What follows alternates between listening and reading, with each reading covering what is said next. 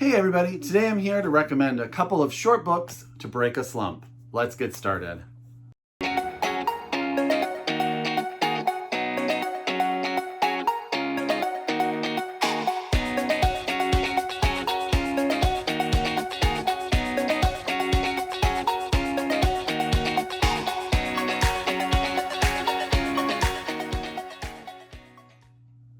Hi everybody and welcome back to my channel. It's Russell with Ink and Paper Blog. How are you doing today? I hope you guys are doing really well. I hope your week is flying by.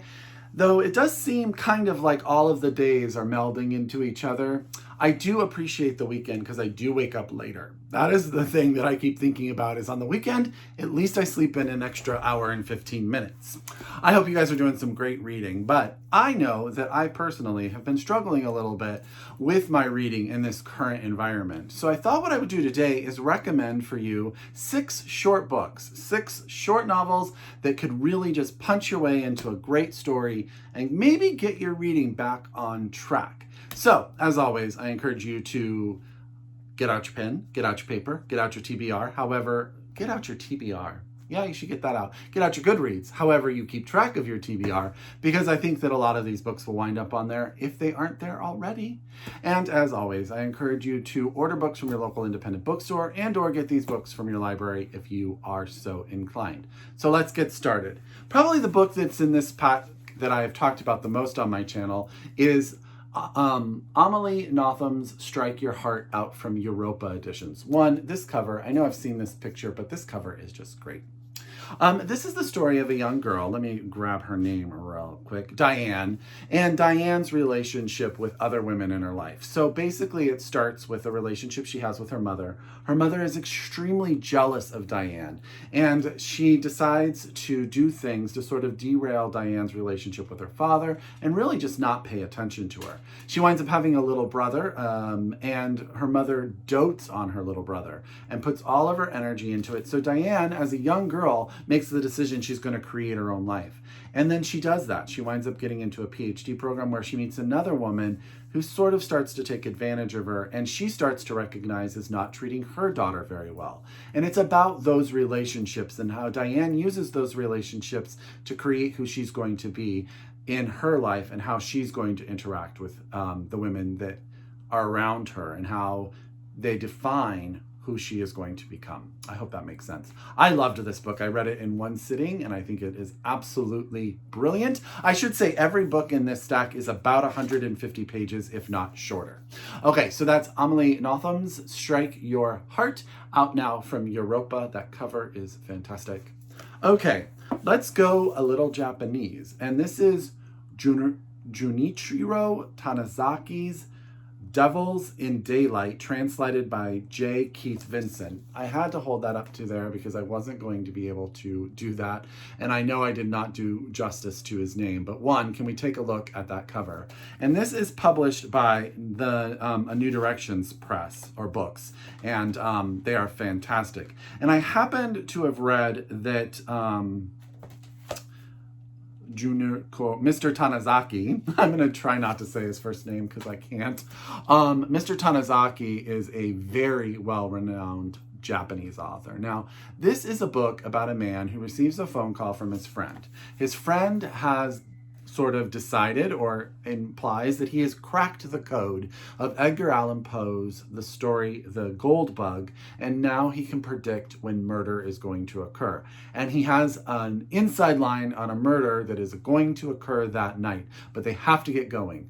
So does this guy believe his friend? His friend has a history of sort of creating stories and always wanting to be an amateur detective. But he decides to follow his friend, and as they're staking out this location, they are the witnesses of a horrible crime. There's your story. I think that that is enough to get you guys to want to read this book. So that is Devils in Daylight, and this is by Junichiro, Mr. Tanizaki, I'm sorry, and translated from the Japanese by J. Keith Vincent. And that cover just mesmerizes me. Just mesmerizes me. We're going to stay in Japan and talk about The Factory by Hiroko Oyamada, translated from the Japanese by David Boyd. So this is the story of three people that work in a factory. They have three very distinct jobs, three very, very repetitive jobs that they do day after day after day. And they never seem to stop and think about what their job is, what they're doing, and what the outcome is, until one day they do. And I love what it says here on the back. Where does the factory end and the rest of the world begin? What's going on with the strange animals here? And after a while, could it be weeks or years, the three workers struggle to answer the most basic question. What am I doing here? Now, this book was recommended to me again. I actually read a review of this in a magazine. That's why I got it. And then it was recommended to me by Kylie Reed when I went to see her talk about her book, Such a Fun Age. So there are two recommendations, one from me, well, three. One from me, one from the article that I read that raved about it, and one from Kylie Reed. And so that is The Factory by Hiroko Oyamada, and this is translated again from the Japanese by David Boyd. Oh, and this is also out by New Directions Press. Books, publishing. You know who I mean. Going to one of my local publishers, actually, and that is Transit Books, who put out Kintu here in the United States that had quite a good resurgence. And a lot of people talked about it, and I know my friend Denise absolutely loved it. And that is Swallowing Mercury by Wioletta Gregg, translated from the Polish by Eliza Marciniak. And this was longlisted for the Man Booker International Prize, okay? And this is sort of a fictionalized account of her life, of Wioletta's life in 1980s Poland. And it is, I guess, so she's a poet by trade, and so there's a lot of poetic language in this. And it says her memories are precise, intense, distinctive, sensual. A playfulness and whimsy rise up in the gossip of the village women, rumored visits from the Pope, and the locked room in the dressmaker's house, while political unrest and predatory men cast shadows across the bright portrait. So yeah, a lot of people really love this book. I think this cover is stunning, and you can get recommendations everywhere. But that is Swallowing Mercury by Wioletta Gregg, translated by Eliza Marciniak, out from Transit Books. There you go. So, you know what I was interested in when I was putting this video together? I noticed that a lot of short books that I have on my shelves are actually novels in translation. I actually have very few books by American writers that are not novellas and don't tend to fall in the science fiction category. The only other one that I could think of that was fairly short, but was actually a little bit longer than this, was like Red at the Bone by Jacqueline Woodson. It's not a long book either, but it's longer than 150 pages. So I just thought that was really interesting. So I'd be interested to know if you guys know of what short books you would use. I'm sort of skipping ahead because I still have two books to tell you about. If you are looking to go a little bit science fiction, let's talk about a novella. That is Martha Wells' All Systems Red, The Murderbot Diaries, out from Tor Books. Now, this is the first in a series, so if you wind up liking this, you can dive yourself right in and just keep on going. And this is the story about a robot, an artificial intelligence that corrects or fixes or takes over their programming, names themselves Murderbot, though they never say that name out loud. And Murderbot doesn't like humans, doesn't want humans, and all Murderbot wants is to be left alone. I think that's enough to bring you in if you are a science fiction person. This book has received rave reviews. It's been nominated for awards. The whole series is really well received. So it is, not only my recommendation, the world of science fiction loves this series. So that is Martha Wells' All Systems Red, The Murderbot Diaries. This is book one that you can get your hands on. Last but not least is a quiet book. It's just a quiet book, and that is A Whole Life by Robert Seethaler, translated by Charlotte Collins, and it is translated... You know what? I don't know what language it was originally written in. Does it tell me here? German. It was originally written in German.